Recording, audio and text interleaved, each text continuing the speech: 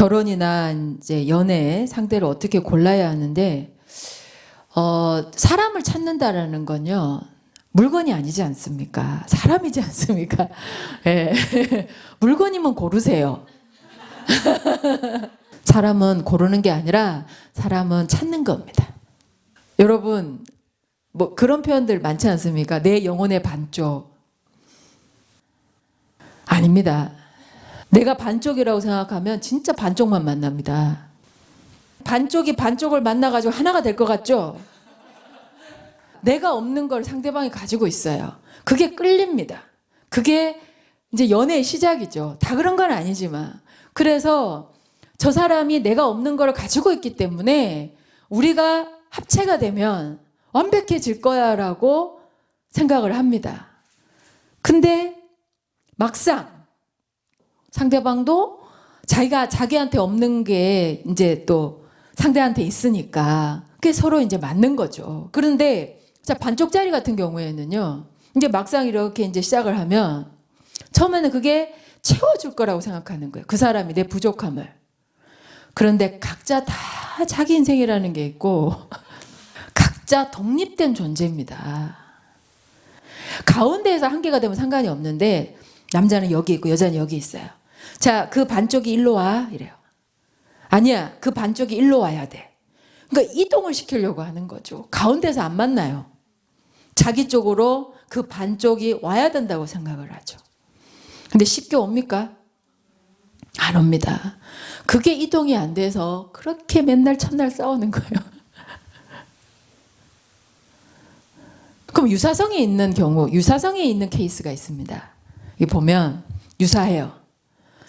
이것도 굉장히 어떤 면에서는 되게 좋습니다. 좋은데 문제는 이제 같은 거예요. 성향도 같고 뭐 기질도 같고 이렇게 이제 유사해서 처음에는 막 그게 막 정말 잘 맞는다 우리.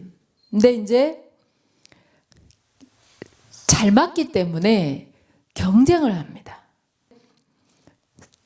그래서 이제 이런 표현 좀 그런데 잘난 거죠. 에너지적으로 보면 뺏어가는 겁니다. 그러니까 서로의 에너지를 처음에는 이제 콩깍지가 셨다 그러잖아요. 그래서 이거 하나만 줘. 알았어, 알았어. 막 또 하나만 줘. 알았어, 해서 그게 한 3번이 되고 10번이 되면 하나만 줘. 도대체 언제까지 줘야 돼? 이렇게 되는 거죠. 그래서 첫째, 왜 연애를 하고 싶고 왜 결혼을 하고 싶은지, 그러니까 하나 하고 싶은 쪽으로 이유가 있었으면 좋겠어요. 나는 이렇게는 살고 싶지 않아요가 아니라, 그래서 그 목적이 있다면은 그 사람의 에너지를 자기한테 맞추게 하려거나 아니면 에너지를 뺏기 쉬운 어떤 상대를 만나려고 하지 말고, 이 같은 연인이라든가 부부는 뜻이 같아야 돼요. 반쪽을 찾는 것도 아니고 나를 보호해주고 나 비 맞춰줄 사람을 찾는 게 아니에요. 온쪽짜리를 찾는 겁니다. 정말 온전한 사람을 찾는 거예요. 완벽한 게 아니에요. 무슨 학벌, 집안, 뭐 인물 막 이런 완벽한 사람을 찾는 게 아니라 정말 건강한 영혼을 찾는 거죠. 뜻을 같이 할. 그럴 사람을 내가 진심으로 찾는다면 반드시 이 작용이라는 게 있거든요. 에너지 작용이라는 게 있거든요. 그 어떤 사람도 나와 똑같은 마음으로 나를 찾고 있을 거예요. 반드시 만납니다. 그런 말 있지 않습니까? 만나야 될 사람은 언젠가는 만난다고. 반드시 만나게 됩니다.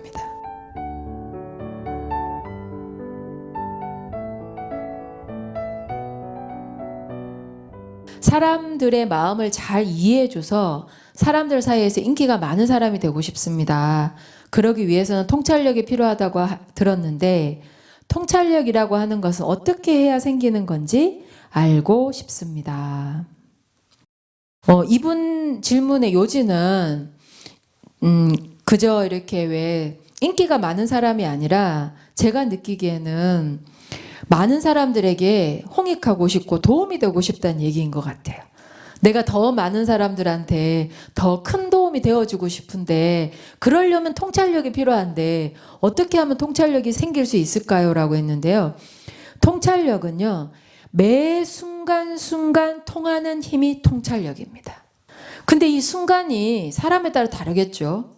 어떤 사람한테는 그 순간이 뭐 1시간일 수도 있고 어떤 사람한테는 뭐 0.00001초일 수도 있을 거예요. 그러니까 통찰력이 떨어지면요.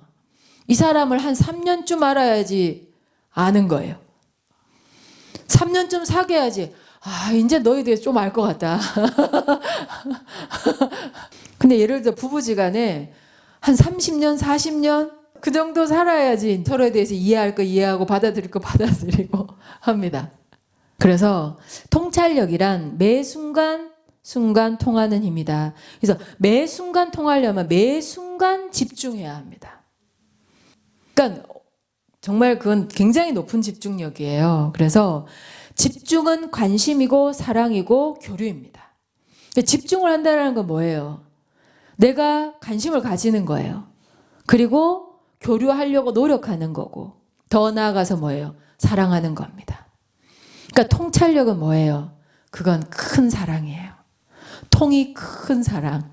그걸 통찰력이라고 합니다. 눈치로 때려잡는다 그러잖아요. 그거 아니에요. 그런 거는 소인배의 통찰력이고 통찰력은 힘이기 때문에 통찰력이잖아요. 힘이기 때문에 그건 장악하는 거예요. 장악력. 그럼 무엇으로 장악하겠습니까? 돈으로? 아니면 무력으로? 아니에요. 사랑으로. 사랑의 힘으로 그 전체를 장악하는 겁니다. 그러려면 매 순간순간 통해야 되는 거예요. 매 순간순간 집중하고 매 순간순간 교감하고 교류하는 거. 이게 바로 통찰력입니다. 근데 이 집중 있잖아요. 이 집중하는데 장애가 되는 게 고정관념입니다. 그러니까 왜 그런 거 있잖아. 이럴 거야. 그런 걸 거야. 그런 거 아니었어? 에이, 그런 거겠지. 이게 고정관념입니다. 이게 많을수록 통찰력은 발휘되지 않습니다. 기껏 해봐야 눈치, 요령 이런 거죠. 그런 게 늘겠죠. 그건 진정한 통찰력이 아니에요. 통찰력은요. 그걸 발휘를 딱 하잖아요. 감동을 합니다. 왜? 집중은요. 에너지가 가는 겁니다. 내가 이 사람한테 에너지를 보내는 거예요. 에너지를 받아들이는 겁니다. 그게 사랑이에요. 아무런 거부 반응 없이 받아들일 수 있는 건 사랑밖에 없습니다. 그 마음을 딱 전했을 적에 그게 막 그런 이성 간의 연애 감정이 아니라 정말 큰 사랑의 통찰력의 힘이 이렇게 흐르는 거죠. 그냥 하나가 되는 거죠. 그게 통찰력이에요. 통찰력은 사랑이에요. 근데 이게 당장의 사랑이 안 돼요. 집중, 교류, 교감, 정성 이런 것들이 이제 시간을 투자했을 때 그때 정말 사랑의 힘이 통 큰 사랑의 힘이 생기는 거죠. 그러면 정말 더 많은 사람들에게 좋은 영향력을 미칠 수 있는 그런 아름다운 리더가 될 수 있을 겁니다.